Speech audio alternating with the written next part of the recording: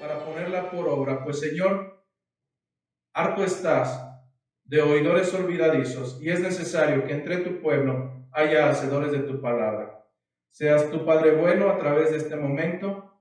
Te lo pedimos, Padre bueno, a través del nombre de Jesucristo. Amén. Bueno, esta nota está por demás, pero aquí tengo a mi familia, entonces les pediremos que durante la exposición de la palabra guarden silencio. De la misma manera, hermanos, el hecho de que estén en sus hogares no es meritorio para que sus hijos estén sueltos como chivos.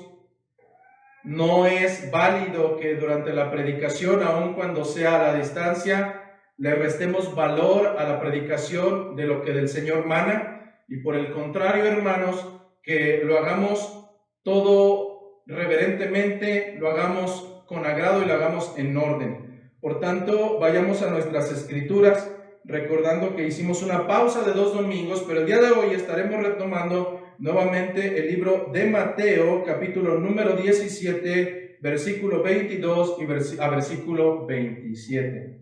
Libro de Mateo, capítulo número 17, versículos 22 a versículo 27.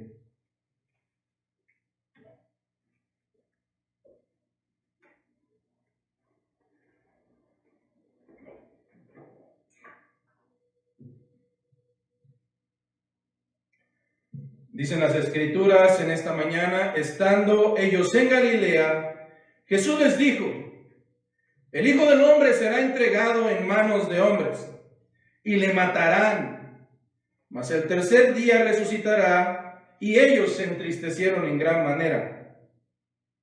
Cuando llegaron a Capernaum, vinieron a Pedro los que cobraban las 2 dracmas, y le dijeron: vuestro maestro no paga las 2 dracmas. Él les dijo: sí.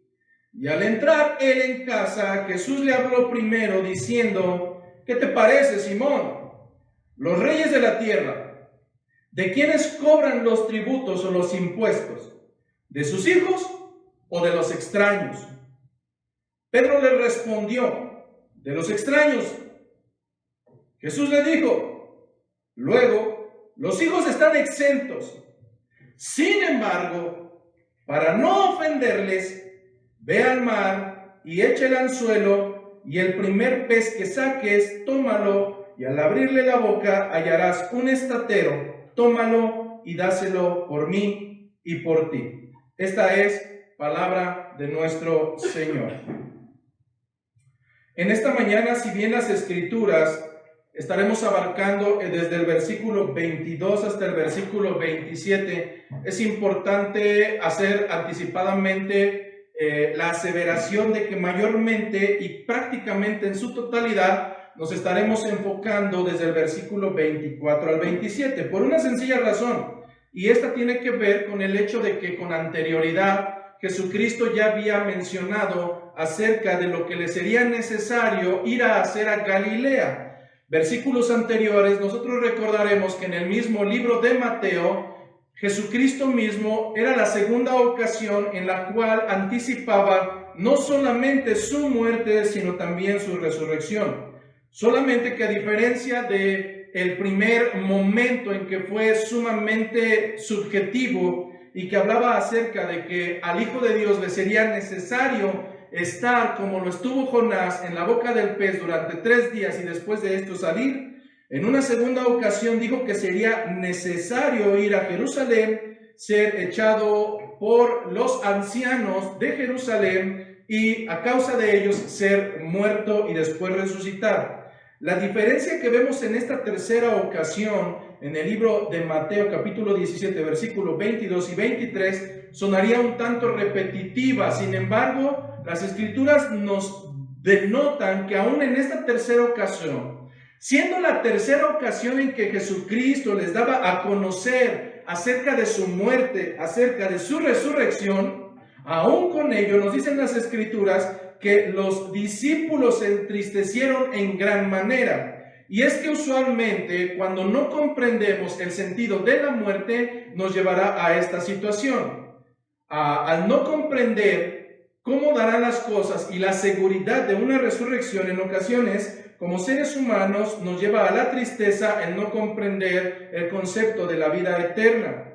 Esto no se traduce en que seamos máquinas y que no pasemos duelo. Sin embargo, es necesario comprender que a la luz de las Escrituras, para cada uno de los creyentes, el concepto de la muerte y el concepto de la resurrección a través de Jesucristo nos da esperanza y nos da esperanza de vida eterna.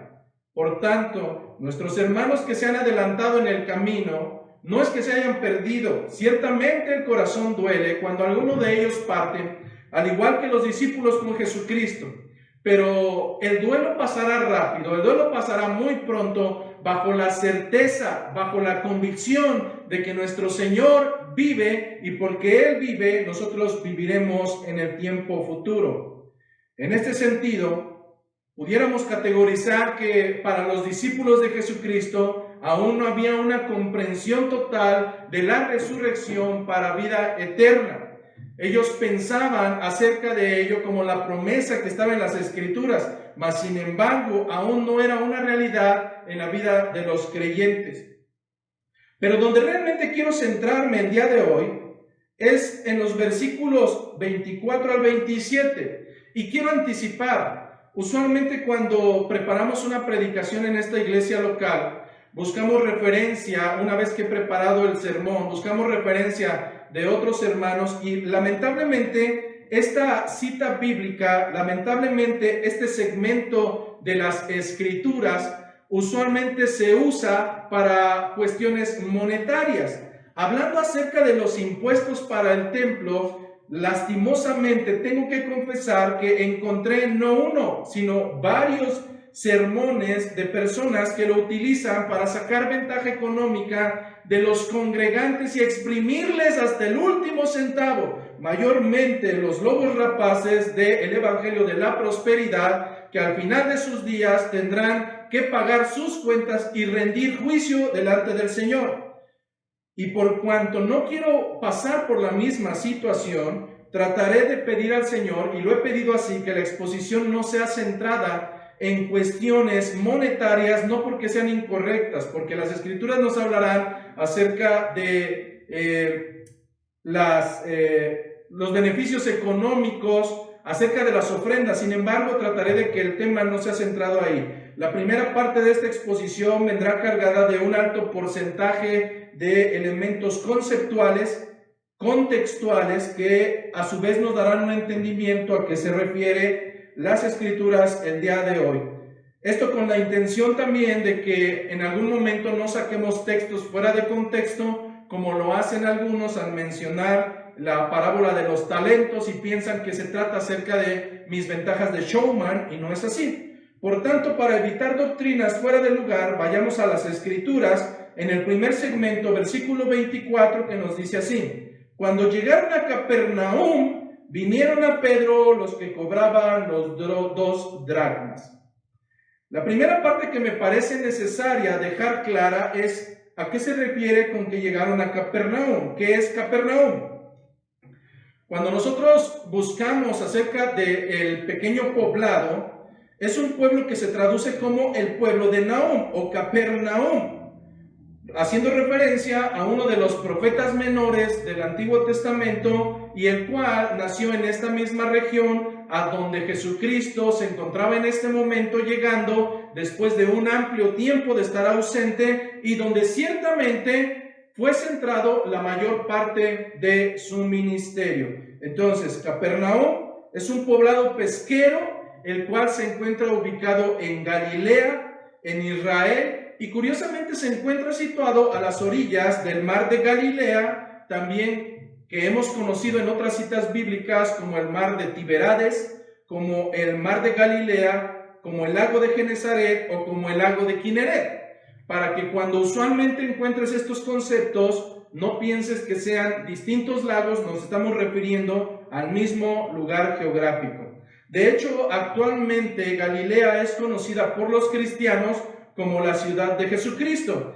¿En qué sentido? En el sentido de que es nombrada en múltiples ocasiones en el Nuevo Testamento, y fue este lugar, el lugar elegido por Jesucristo de Nazaret, para transmitir mayormente su mensaje y realizar gran parte de los milagros que son narrados en las Escrituras. Entonces Jesucristo regresa nuevamente a Capernaum. Nos dice el versículo 24 que cuando llegaron ahí, vinieron a Pedro los que cobraban los 2 dracmas. En este sentido, la historia nos está narrando cómo los 12 discípulos y los seguidores de Jesucristo, más Jesucristo, seguramente habían estado ausentes de Capernaum bajo largo tiempo viajando de lugar en lugar. ¿Cómo es que podemos saber esto? La manera cronológica en la que se narran las diferentes historias, tanto en los evangelios de Marcos como en el evangelio de Lucas, e intencionalmente en el libro de Mateo, podemos inferir que habían estado anteriormente, antes de regresar a Capernaum, habían estado ausentes durante varios tiempo, estando alrededor de Tiro y de Sidón, la región de Cesarea de Filipo. Los versículos anteriores que hemos estado tratando nos narran cómo gran parte previa del ministerio de Jesucristo había estado en naciones que ni siquiera eran totalmente israelitas, sino por el contrario, Tiro y Sidón, Cesarea de Filipos, eran naciones donde mayormente había idolatría, donde el pueblo israelita se había pervertido. Pero ahora las Escrituras nos dicen que es tiempo de regresar a Capernaum y es ahí donde se gesta nuestra historia. En este sentido, recordemos que versículos atrás, 3 de los discípulos habían estado con Jesucristo en el monte de la Transfiguración y aún después del descenso de aquella cumbre, el grupo no había vuelto inmediatamente a Capernaum. Es hasta esta historia. Pero ahora ellos están de regreso donde Jesús tenía su centro de operaciones y donde también Pedro vivía o tenía una casa. Entonces, en ese momento llegan los cobradores de impuestos. Surge una pregunta, porque en ocasiones podemos pensar que las Escrituras se contradicen. Cuando hablamos acerca de Mateo, cuando hablamos acerca de Pedro, recordemos que las Escrituras nos narran cómo ante un llamado eficaz, ante un llamado que no puede ser rechazado, como muchas doctrinas dicen, las Escrituras nos narran que tanto Mateo como Pedro, Jacobo, dejándolo todo, siguieron al Maestro. La pregunta entonces ahora es, ¿por qué nos está diciendo el pastor que, y también las Escrituras nos dirán más adelante, que están en una casa, la cual es presuntuosamente de Pedro? ¿Acaso Pedro no lo había dejado todo? Por supuesto que sí. Quiero poner un ejemplo. Cuando un soldado se enlista en el ejército y lo deja todo para ir a servir al ejército, no quiere decir que vende sus propiedades. Sus propiedades se quedan ahí. Y en el día que él regrese, él tendrá a dónde tener habitación. De la misma manera, el soldado Pedro, aquel que dejó todo, ahora regresa a Capernaum y la historia comienza así. Cuando llegaron a Capernaum, vinieron a Pedro. ¿Quiénes vinieron a Pedro? Vinieron los que cobraban las 2 dracmas y le dijeron: ¿vuestro maestro no paga las 2 dracmas? ¿A qué nos referimos con esto? Porque usualmente podemos repetir citas bíblicas, pero si no comprendemos de qué se trata, no comprenderemos el contexto sobre el cual se está gestando la historia. En este sentido es importante mencionar que esta historia en específico no encontrarás un libro paralelo ni en Marcos, ni en Lucas, ni en Juan. Esta historia solamente es narrada por Mateo y esto no le restará en sentido alguno su veracidad. Sin embargo, tengamos en cuenta que dentro de la historia se está requiriendo un impuesto llamado los 2 dracmas y el cual es pedido por aquellos que encontraron a Pedro en Capernaum.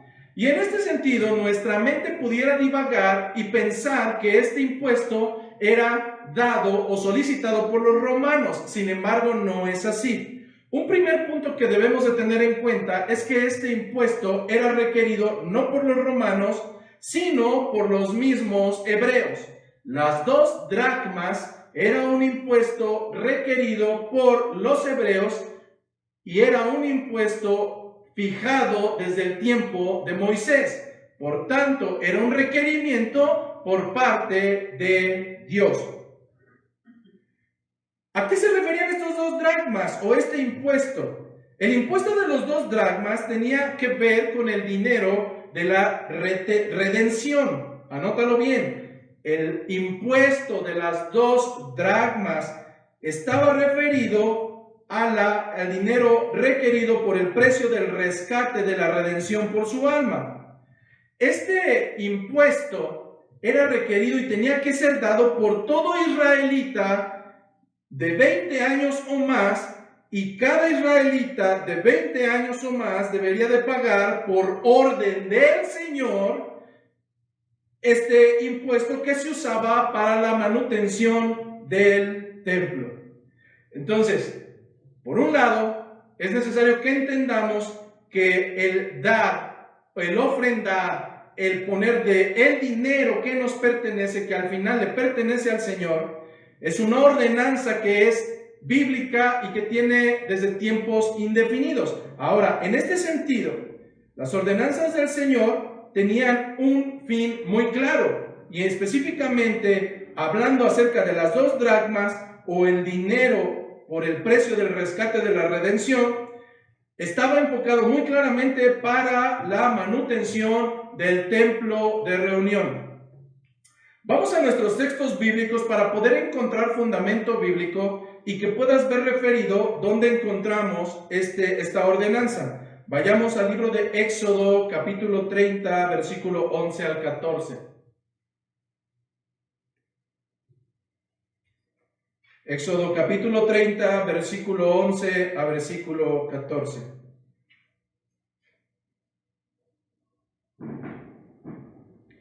Si lo encontraron ya, me ponen un like porque no los escucho.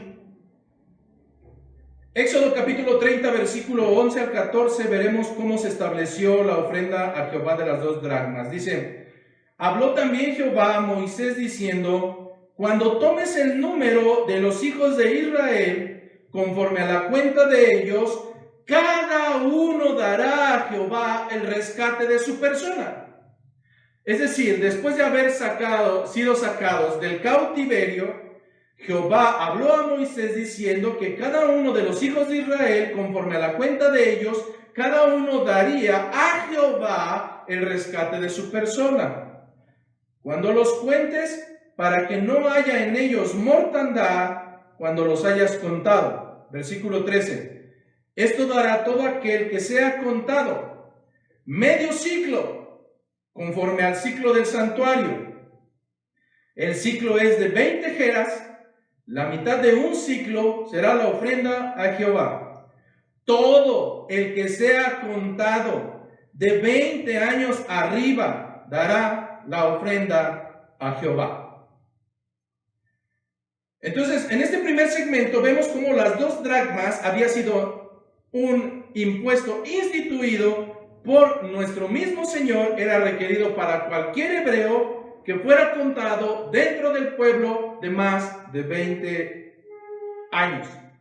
Semanas atrás hablamos acerca de la membresía y nos damos cuenta que nuevamente en este texto bíblico vemos que el pueblo hebreo llevaba un control muy estricto de las personas que integraban y que podían ser parte del pueblo de nuestro Señor. Sin embargo, ¿cómo se daba la aplicabilidad en la realidad de este impuesto? Vamos al libro de Éxodo, capítulo 38, versículo 26.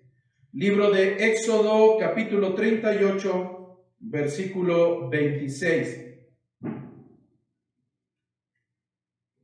Libro de Éxodo, capítulo 38, versículo 26, y veremos cómo era la aplicabilidad de este impuesto en la vida real del pueblo hebreo.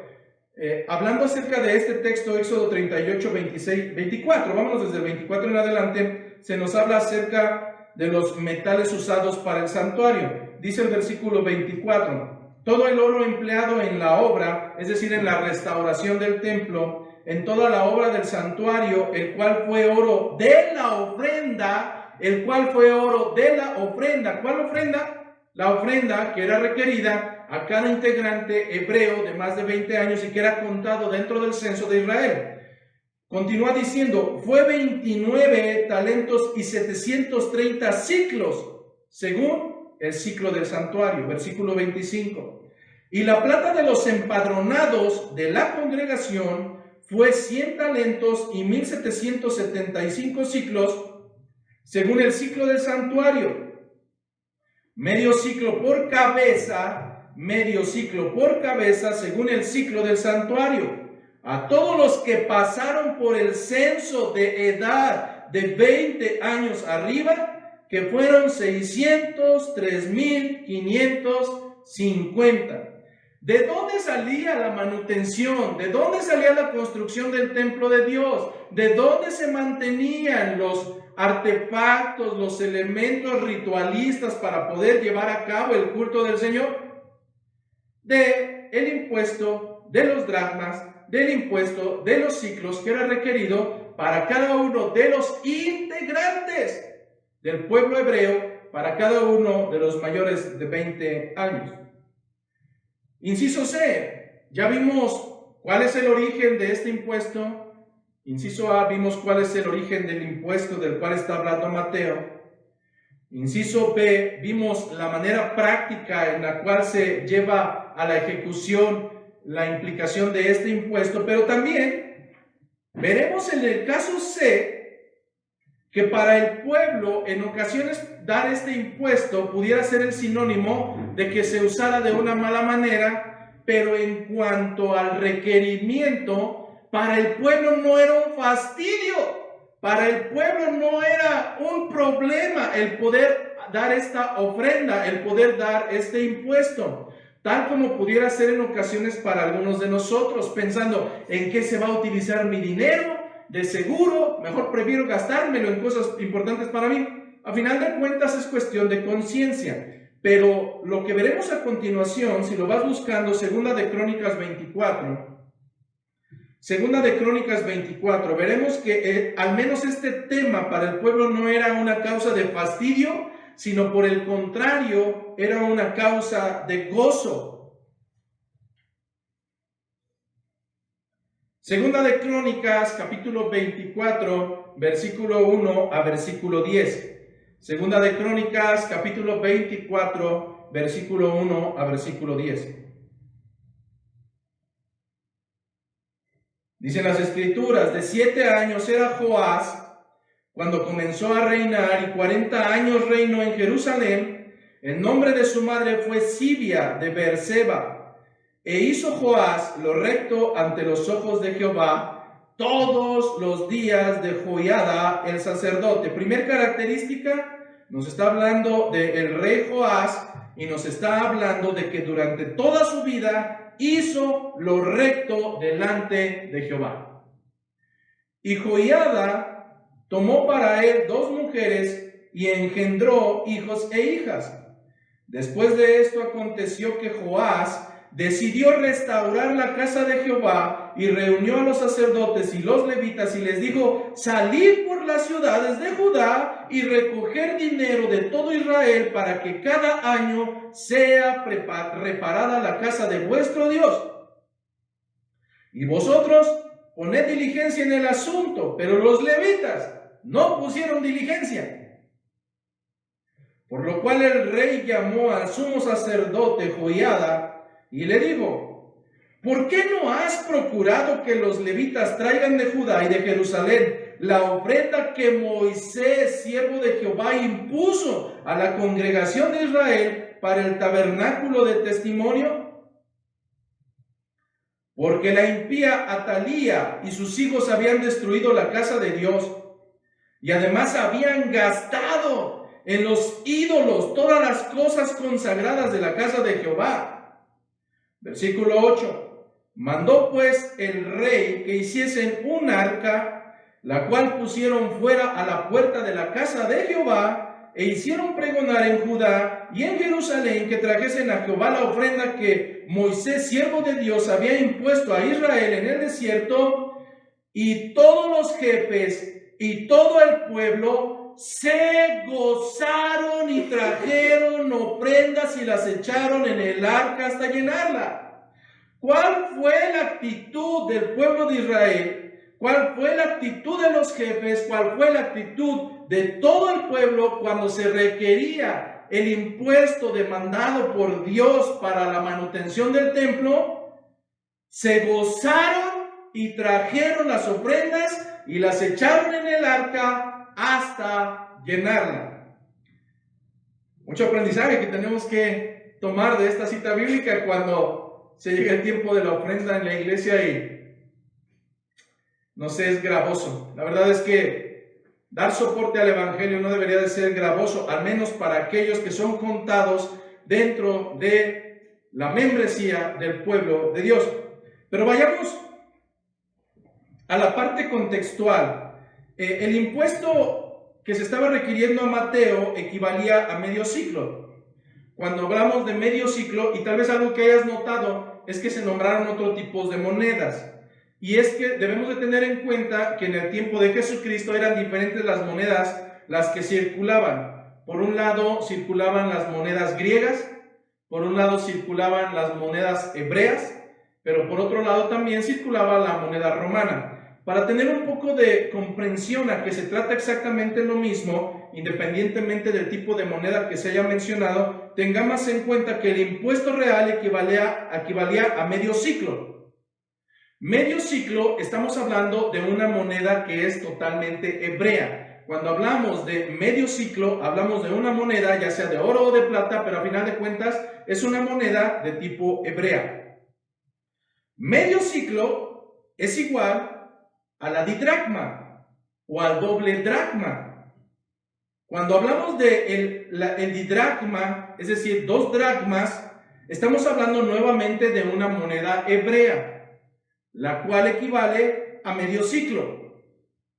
La dracma tiene su origen como moneda de plata griega y su valor será igual al denario romano. A final de cuentas, el requerimiento que está poniendo Dios para su pueblo era el equivalente al salario promedio de un obrero. Un dracma era igual al salario promedio de un obrero. Pero en este sentido, el impuesto está referido a 2 dracmas por persona. Por tanto, el impuesto que estaba referido en el tiempo de Jesucristo equivalía al salario total de 2 días de jornada, 2 salarios de un empleado. En este sentido, este impuesto tendría que pagarse sí o sí en moneda judía, moneda hebrea. Por tanto, lo encontraremos referido como 2 dracmas o didracma. Era este didracma o medio ciclo, 2 salarios, que ni Jesús ni Pedro hasta este momento habían pagado todavía, y esto no por premeditación. Probablemente lo primero que venga a nuestra mente es que Jesús estaba omitiendo sus compromisos civiles. Más adelante nos estará demostrando que no. Los teólogos concuerdan en que hay una alta probabilidad que Jesucristo no había pagado el temporal de este impuesto para los judíos de los 2 dracmas debido a su ausencia en relación a su ministerio por las regiones de Tiro, por las regiones de Sidón, por las regiones de Cesarea de Filipo, etcétera, etcétera.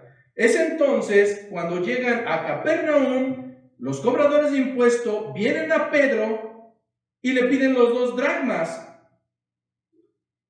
La pregunta es, ¿por qué vinieron a Pedro? Lo que vamos a encontrar es que Pedro se encontraba probablemente en la calle, porque nos dice que después fue a la casa donde se encontraba Jesucristo. Y en este sentido, es curioso cómo a Pedro no le piden realmente su impuesto personal. La pregunta es mucho más hiriente y mucho más tajante. La pregunta va con saña y tiene la intención de crear un problema. La pregunta que se le está dando a Pedro es: ¿acaso tu maestro no paga los 2 dracmas? Por tanto, es importante denotar que para nadie era oculto que Jesús y los fariseos discrepaban en muchos de los puntos doctrinales que hasta el momento los grandes rabinos habían instituido, no como leyes de Dios, sino como leyes de hombre, pero que tenían mayor peso. Por tanto, la pregunta trae una intención de ser un cuchillito de palo, de estar moliendo. Es importante recordar que eran al menos 3 los puntos en los que había discrepancias entre Jesús y los fariseos y los escribas. Si nosotros recordamos, de manera histórica y cronológica, uno de los primeros puntos en los que había discrepancia había sido el ayuno. Nosotros vamos al libro de Mateo, capítulo 16, versículos 16 y 17, perdón, Mateo capítulo 6, versículo 16 y 17, vemos una primera discrepancia en relación al ayuno.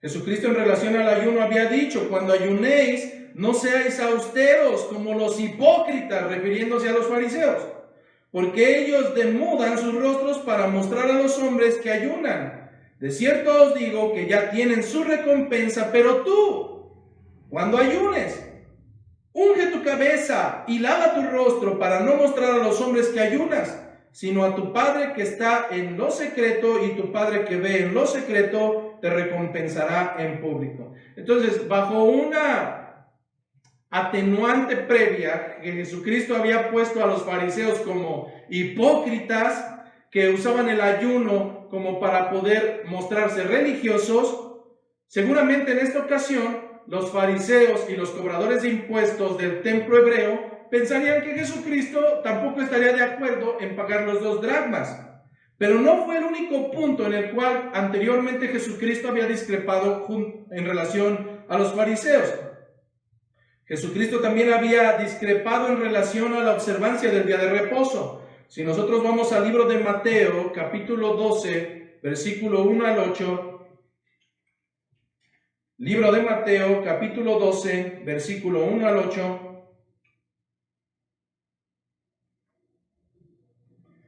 las Escrituras nos dicen que en aquel tiempo iba Jesús por los sembrados en un día de reposo. Y sus discípulos tuvieron hambre y comenzaron a arrancar espigas y a comer. Viéndolo los fariseos, nuevamente los fariseos, viéndolo los fariseos le dijeron: he aquí tus discípulos hacen lo que no es lícito hacer en el día de reposo. Pero Jesucristo les dijo: ¿no habéis leído lo que hizo David cuando él y los que con él estaban tuvieron hambre? ¿Cómo entró en la casa de Dios y comió los panes de la proposición, que no les era lícito comer ni a él ni a los que con él estaban, sino solamente a los sacerdotes? ¿O no habéis leído en la ley cómo en el día de reposo los sacerdotes en el templo profanan el día de reposo y son sin culpa? Pues os digo que uno mayor que el templo está aquí. Y si supieses qué significa misericordia quiero y no sacrificio, no condenarías a los inocentes, porque el Hijo del Hombre es Señor del día de reposo. Entonces, strike número 2. Strike número 1. No seas hipócritas como estos fariseos que denudan su rostro para demostrar que están ayunando. Strike número 2. En relación al día de reposo, Jesucristo les deja claro que si hay algo que el Señor demanda, no es sacrificio. El Señor demanda misericordia. Strike número 2. No solamente nombró a los fariseos como hipócritas, sino también les llamó como faltos de misericordia. Strike número 3.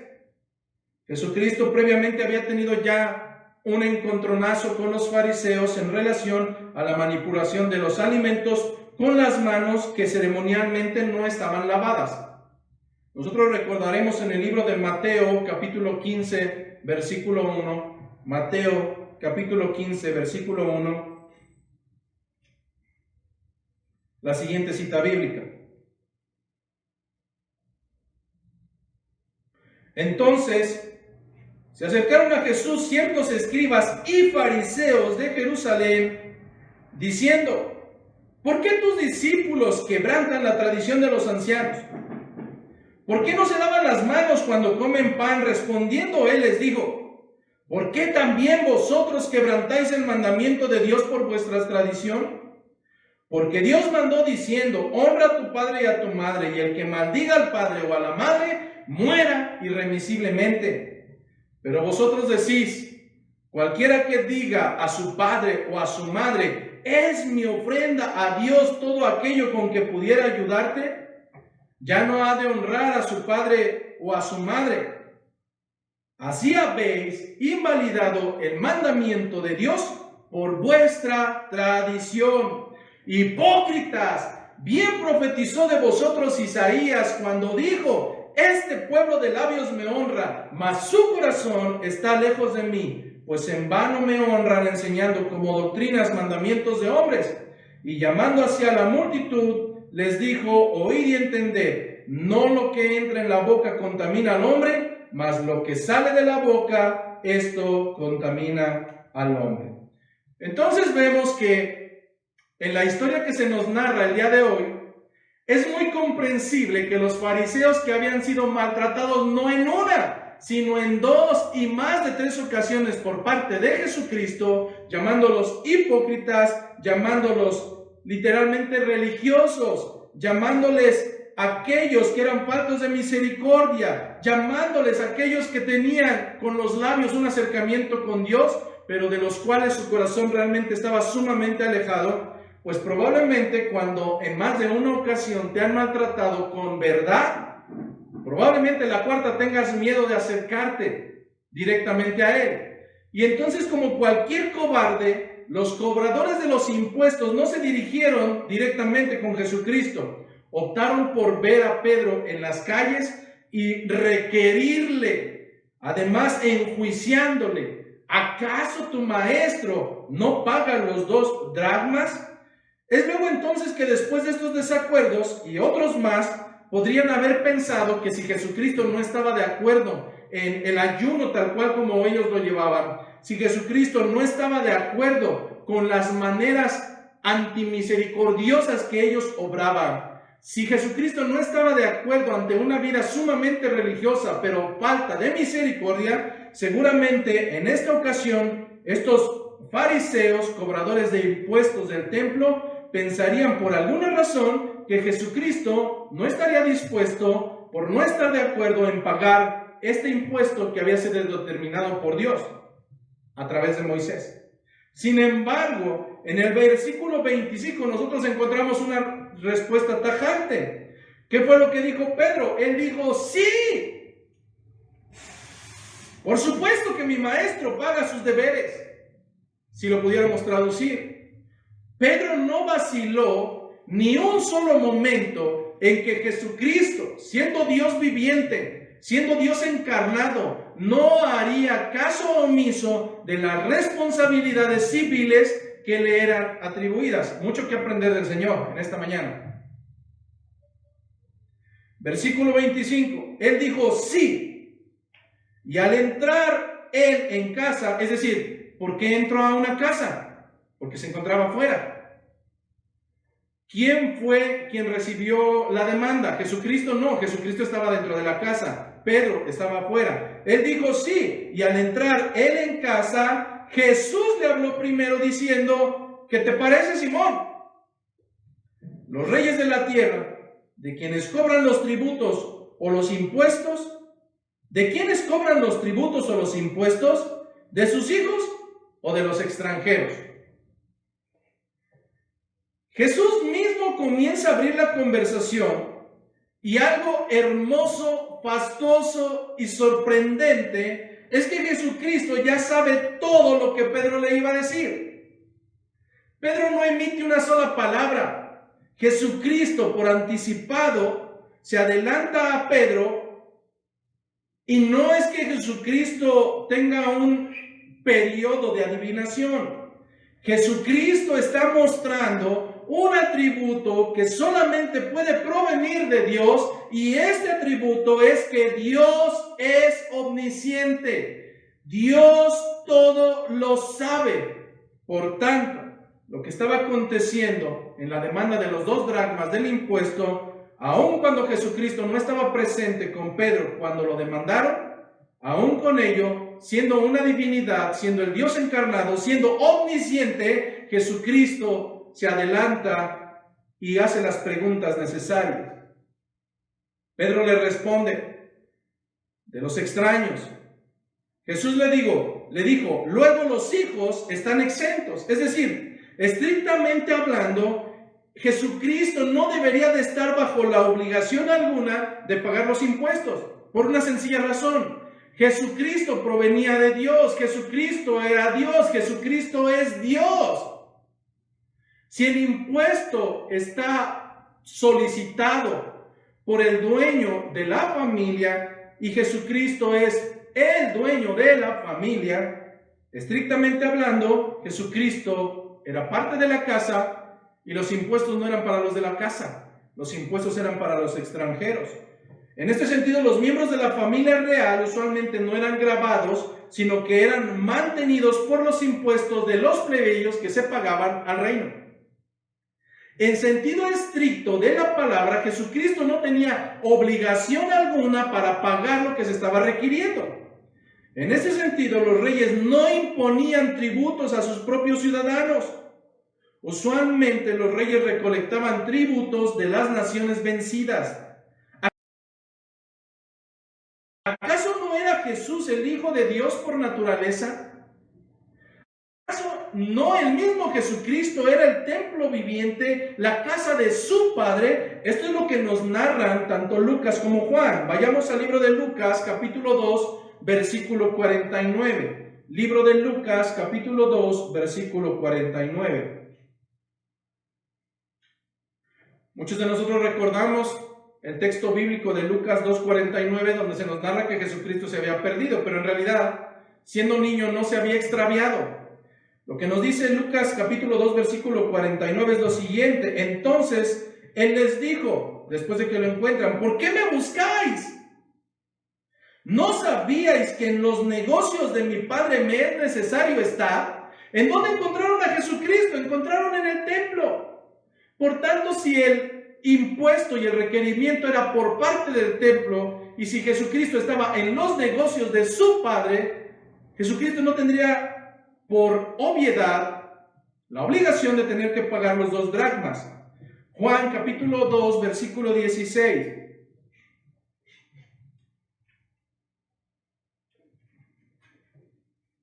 Juan capítulo 2, versículo 16, y váyase preparando porque al final traeremos 2 enseñanzas importantes.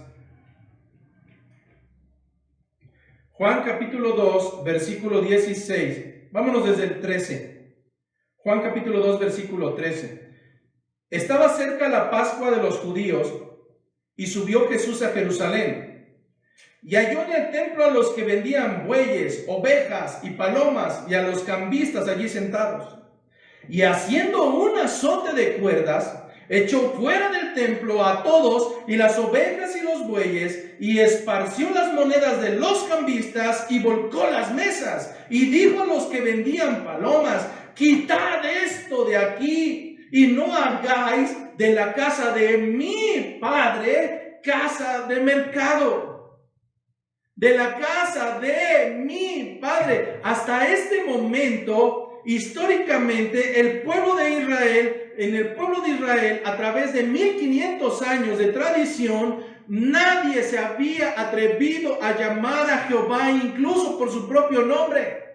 Absolutamente ningún hebreo se había atrevido a hablar y a llamar a nuestro Señor, a nuestro Dios por su nombre. Incluso empezaron a dar atributos y le llamaban Elohim, le llamaban el Altísimo, le llamaban el Vencedor, el Rey de Reyes. Pero Jesucristo, siendo Dios encarnado, se está atreviendo directamente a enjuiciar que lo que están haciendo con la casa de su Padre no era correcto.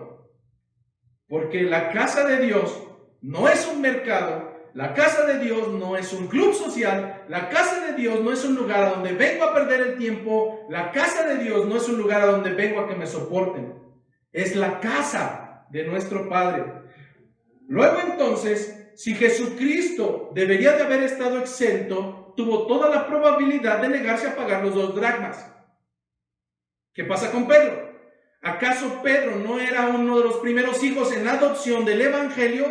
Por supuesto que sí. Sin embargo, uno de los puntos en los cuales nos vamos a centrar como enseñanza en esta mañana es que no debemos hacer que otros tropiecen en pecado. ¿Qué hubiera sucedido si aún con la justificación de ser hijo de Dios, ¿qué hubiera sucedido si Pedro, aún siendo adoptado dentro del Evangelio de Cristo como hijo de Dios, se hubiera negado a pagar ese impuesto?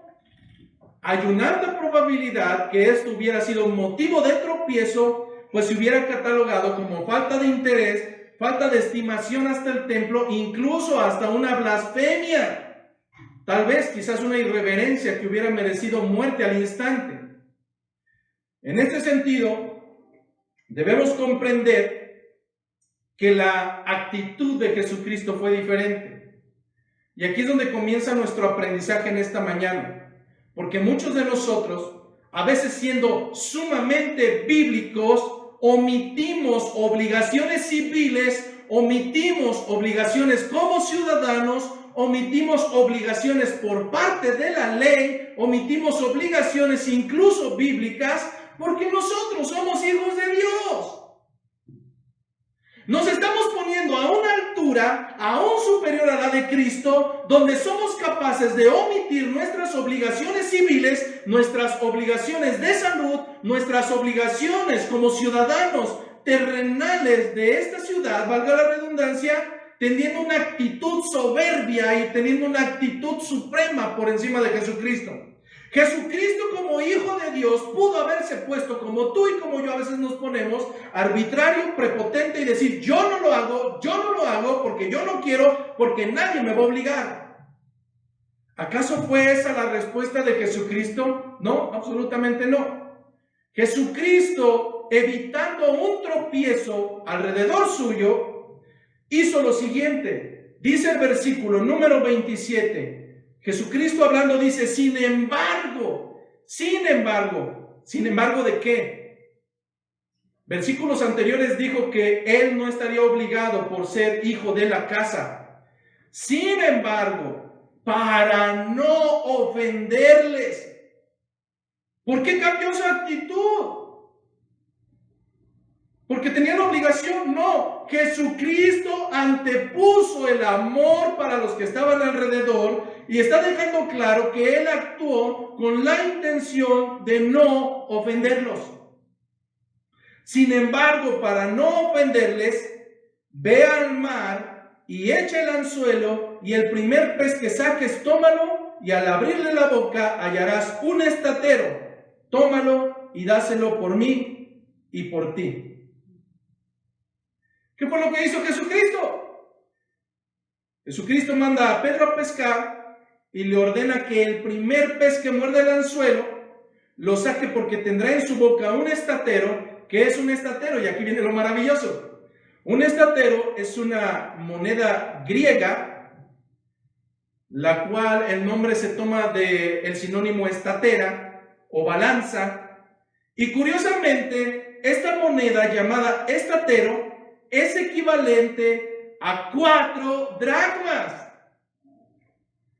Esta moneda llamada estatero equivale a 4 dracmas. La suma del impuesto requerido de 2 dracmas para Jesucristo, más la suma de 2 dracmas requeridas para Pedro, igual a un estatero, y esta es la moneda que se encontraría en la boca de este pez. Ahora, imagine la escena por un momento. Jesús, siendo Dios, si aún sabiendo lo que habían dicho a Pedro, siendo omnisciente, ahora todavía volarán tus sesos. Porque no solamente está sabiendo lo que terrenalmente con seres humanos está sucediendo, lo que está traduciendo esta enseñanza bíblica es que Jesucristo sabía que en el fondo del mar de Galilea había una moneda llamada estatero, la cual equivalía a 4 dracmas, equivalente a la suma del impuesto que se le estaba requiriendo, pero no solamente eso. Jesucristo, siendo Dios, ordena a un pez que coma esta moneda, que no es común que los peces coman monedas, y la guarde en su boca para que luego espere el anzuelo de Pedro, no el de cualquier otro, sino solamente el anzuelo de Pedro, y tan pronto lo vea, lo muerda. El pez, siendo un animal, obedeció y se sujetó a Cristo sin titubear, y proveyó el dinero que necesitaba Jesucristo y Pedro para cumplir sus deberes sociales. Un pez que no tiene cerebro como el de nosotros se sujeta a la voluntad de Dios, y nosotros siendo racionales, somos los únicos seres vivientes que podemos retar a Dios y decirle: no quiero, no me place sujetarme a ti. Segunda enseñanza: siendo privilegiados de entre todas las criaturas de este mundo, somos los más soberbios, que no solamente no tenemos una actitud como Jesucristo al sujetarnos a nuestras autoridades civiles y hacemos lo que nos place diciéndonos que somos hijos de Dios, y segunda, el pez, aún sin ser privilegiado, sin tener un gramo de cerebro, se sujeta a Jesucristo cuando nosotros no lo hacemos. Segunda enseñanza: en este sentido, Simón va al mar y no tiene que echar redes, solamente obedecer al maestro y lanzar un anzuelo. Le dices a un marinero, a un pescador, que sabe que los peces tienes que estar horas y horas y horas con una red para que caigan unos cuantos, y le dices que solamente lance un anzuelo y lo que pesque, eso va a traer la moneda. Esto es de locos. Es un mandato totalmente fuera de razón. Pero sin embargo, eso es lo que hace nuestro Señor. Nos demanda, nos pide, nos requiere cosas que a veces no serán lógicas, que no serán intelectuales para tu cabezón, pero que son las que el Señor requiere y son las a las cuales nos debemos de sujetar. Si el Señor dice: ve y lanza un anzuelo, ¿qué es lo que deberás de hacer? ¿Cuestionarle? ¿Acaso tú le diste consejo? No, si el Señor dice: construye un arca porque lloverá y nunca ha llovido, tendrás que construir un arca para que puedas salvar a los que el Señor quiera. Si el Señor dice: obedece, no eres quien para retarle. El pez no lo hizo. Pedro tampoco lo hizo. Los hijos de Dios se sujetan independientemente de que la ordenanza no sea racional. Simplemente porque el Señor la ordena, los hijos se sujetan. Luego entonces, ¿para qué nos reunimos en esta mañana? ¿Para hablar acerca de impuestos? Absolutamente no. Quiero ir finalizando al menos con dos enseñanzas. Y la primera de ellas es que, al igual que Jesucristo, primera enseñanza, al igual que con el maestro, en ocasiones tendrás que hacer cosas, escúchame bien, al igual que Jesucristo, en ocasiones tendrás que hacer cosas que no te convenzan, que incluso no tengas bajo convicción, que ni siquiera en ocasiones serán bíblicas. A veces, hermano, a veces, pequeño necio, tendrás que actuar simplemente por amor a los demás. Jesucristo lo hizo. Y la razón no fue porque fuera bíblico o porque Él era Dios o porque Él era hijo de Dios. Él actuó para no ofender a los que se encontraban alrededor. Y en este sentido, es como aquel joven que llegó una vez a una iglesia cristiana y llegó con sus arracadas y llegó con cabello largo y llegó con pantalones rotos. Y no pasó mucho tiempo en que el pastor de aquella iglesia le llamó y le dijo: quiero hablar contigo. Este joven sabía totalmente a qué se refería con esa reunión, porque el pastor lo vio a su oído y vio que traía perforaciones. Entonces este joven, por primera ocasión, se dio a la habilidad de escudriñar las escrituras, aunque solamente fuera para contender, pues no iba a venir a él un pastorzucho para decirle que se quitara esos aretes o para que cambiara su manera de vestir. Se llegó el día de la reunión y este joven llegó sumamente ególatra, sumamente soberbio. Y antes de que el pastor que le había citado le hablara, le dijo: tranquilo, yo ya sé de qué me vas a hablar. Me vas a hablar acerca de las arracadas que traigo en mi oído. Pero antes de que empieces a hablar, yo te voy a decir que en la Biblia no existe ninguna prohibición. Y se habla acerca de los zarcillos, no de aretes. Y se habla acerca de qué es permisible. Aquel pastor solamente cerró su Biblia y le dijo a este joven: tienes toda la razón.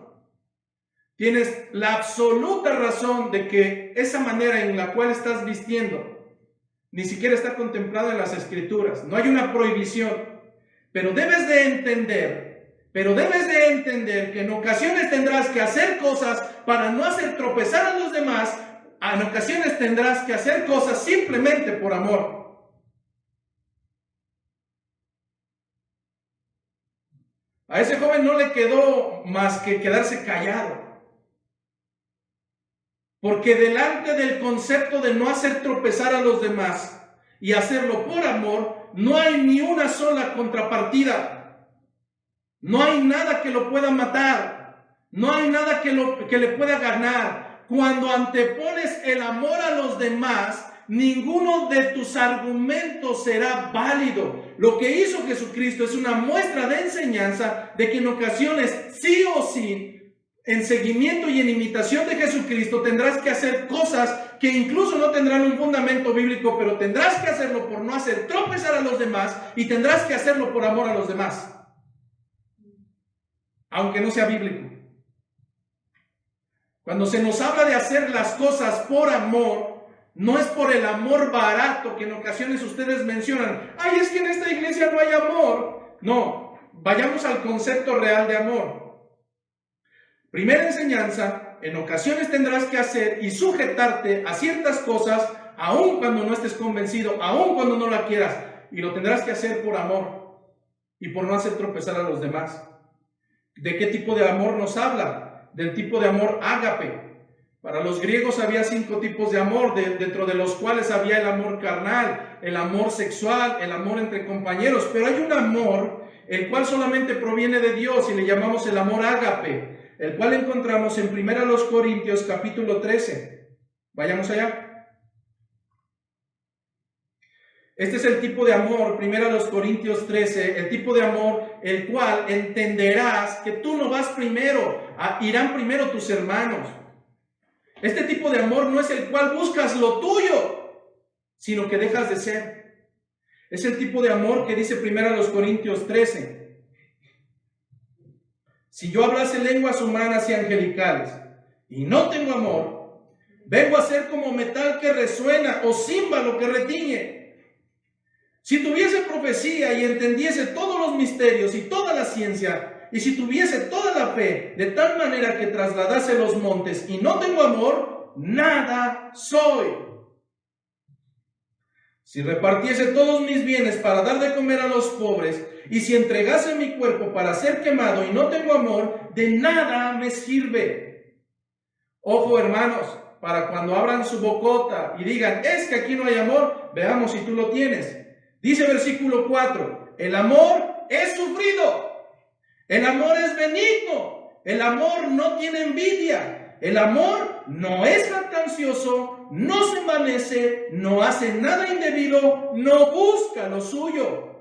No se irrita, no guarda rencor, no se goza de la injusticia, mas se goza de la verdad. Todo lo sufre, todo lo cree, todo lo espera, todo lo soporta. El amor nunca deja de ser. Pero las profecías se acabarán y cesarán las lenguas y la ciencia acabará, porque en parte conocemos y en parte profetizamos. Mas cuando venga lo perfecto, entonces lo que es en parte se acabará. Cuando yo era niño, hablaba como niño, pensaba como niño, juzgaba como niño. Mas cuando ya fui hombre, dejé lo que era de niño. Ahora vemos por espejo, oscuramente, mas entonces veremos cara a cara. Ahora conozco en parte, pero entonces conoceré como fui conocido.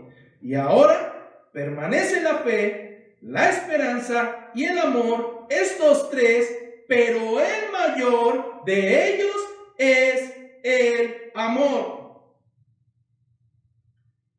Entonces, primera enseñanza, después de que hemos visto durante semanas y semanas de que el que sigue a Jesucristo sabe negarse a sí mismo Y después de semanas y semanas que hemos visto que lo que en la realidad sucede es que no aprendemos a negarnos a nosotros mismos, sino a amarnos a nosotros mismos por encima de Dios y ponernos por encima de nuestros hermanos, seguimos actuando no en concordancia a las enseñanzas de Jesucristo, sino en concordancia con las enseñanzas de Satanás, el cual enseña que es primero amarte a ti mismo, que primero estás tú, que tú eres el constructor, que tú lo mereces.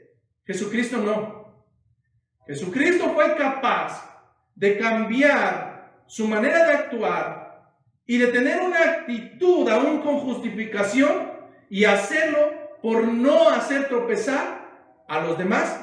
Jesucristo fue capaz de actuar no por ser bíblico, sino por amor. Porque el amor todo lo sufre, todo lo cree, todo lo espera, todo lo soporta. El amor nunca deja de ser. Primera enseñanza: a veces tendrás que actuar, no porque tengas la razón. A veces tendrás que actuar no porque seas sumamente bíblico e intelectual. A veces tendrás que actuar porque amas a los que están alrededor tuyo. Si Jesucristo se sujetó a las leyes terrenales e hizo conforme a los requerimientos civiles, ¿por qué nosotros hacerlo de una manera diferente? Segundo aprendizaje en esta mañana: no hay nada oculto para Dios. Absolutamente no hay nada oculto para Dios. Él tiene noción de tus tribulaciones, Él tiene noción de tus angustias, Él sabe de qué estás necesitando, qué hay carente en tu vida hoy. Mateo capítulo 6, versículo 25. Mateo capítulo 6, versículo 25.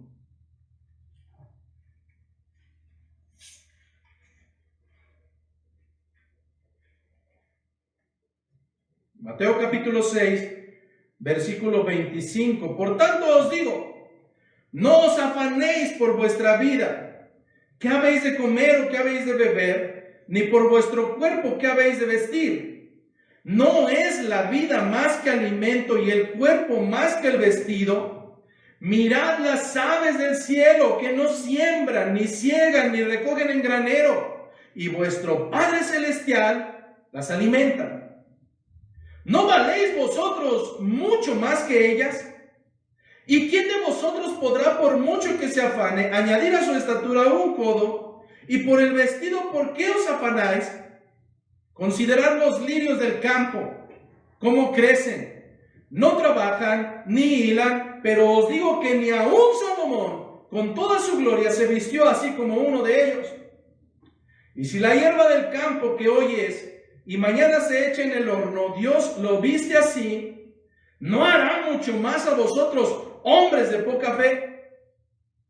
No os afanéis pues, diciendo, ¿qué comeremos, o qué beberemos, o qué vestiremos? Porque los gentiles buscan todas estas cosas, pero vuestro Padre Celestial sabe que tenéis necesidad de todas estas cosas. Mas buscad primeramente el reino de Dios y su justicia, y todas estas cosas os serán añadidas. Así que no os afanéis por el día de mañana, porque el día de mañana traerá su propio pan, baste a cada día su propio mal. Pedro se pudo haber angustiado. Jesucristo se pudo haber angustiado. Pero ambos tenían la confianza en el Señor, en que el Señor tiene conciencia total de cada segundo de tu vida y sabe tus sufrimientos, sabe tus escaseces, sabe la manera en que eres vituperado. ¿Acaso si el Señor tiene misericordia con las aves y tiene misericordia con las plantas, acaso no tendrá misericordia de nosotros? Pero algo demanda el Señor. Y no es que nos afanemos por estas cosas. Busquemos primeramente el reino de Dios, porque lo demás, hermano, vendrá por añadidura. ¿Cuánto era lo que necesitaba Jesús? Y Pedro salió a buscarlo para que ambos salieran de su compromiso. ¿Acaso no requerían 4 dracmas? ¿Cuánto fue lo que Pedro encontró en la boca del pez? ¿Acaso no fue un estatero, que se traduce como 4 dracmas? ¿Por qué no fueron 5, Señor? ¿Por qué si necesitamos 4 nos das 4 y no 5, o 10, o 20? O como dicen los patanes de la prosperidad, ¿por qué, Señor, no nos haces ricos y millonarios? Algo que debemos de entender, y muchos de nosotros lo hemos visto en carne propia, es que cuando hay la necesidad de pagar algún compromiso monetario y no hay trabajo y no hay ingreso, no sabemos cómo sucede. Bueno, sí sabemos, porque proviene la gracia por Dios. La providencia proviene de Dios. Pero lo más curioso es que en ocasiones, tal vez tu necesidad es de 4 dracmas. Y el Señor proveerá, no 5 ni 3, el Señor proveerá esos 4 dracmas. Dios te dará lo justo. Dios, si tú eres hijo de Dios, Dios te dará lo justo. ¿Por qué en ocasiones no te da ni más, ni te da menos? La respuesta la encontramos en Proverbios capítulo 30, versículo 7. Y con esto vamos finalizando. Proverbios capítulo 30, versículo 7.